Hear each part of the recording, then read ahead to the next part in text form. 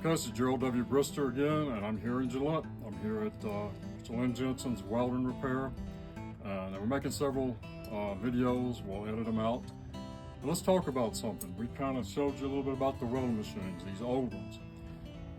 I could have bought a new welding machine. I was tempted to. I had a welding rig that was about 2-3 years old. The welding machine was probably 1.5 years old. And I sold it when I came out here. A friend of mine needed it. When you sell a welding rig, it's like you feel like you're walking around without your pants on. You feel like you're naked. But it was a good friend. He needed a machine, a truck, and I sold it to him. I had the last machine I bought kind of went against my grain. I bought a new Lincoln cross country, and I never owned a red face in my life. I've welded with some across the pipe, and they welded good, and I mostly had machines like this. But I decided to go ahead and venture out and buy that cross country 300.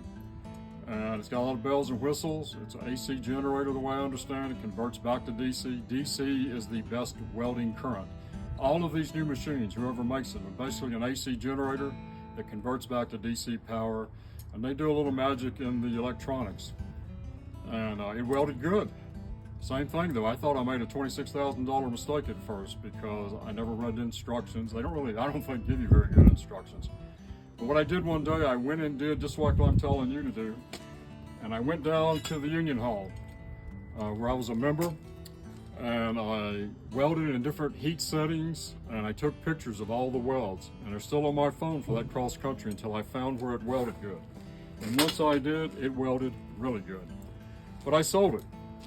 I bought this one, thought I would use it at a school I was at, and one thing led to another, and I thought about buying another cross country, to tell you the truth. The reason I didn't is because I think China's going to wind up with Taiwan, where all the chips are made and all the electronics. I bought my wife a new truck here about 6 months ago, and it didn't have the backup sensors on it because there wasn't any chips. These things are kind of tried and true if you can find one, and so I decided to rebuild it for that reason.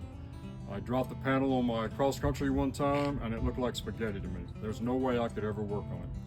Pretty much mechanics can work on these things anywhere. So that's why I wound up with this one. And I want to tell you a little bit about welding machines. That's how I'm into this.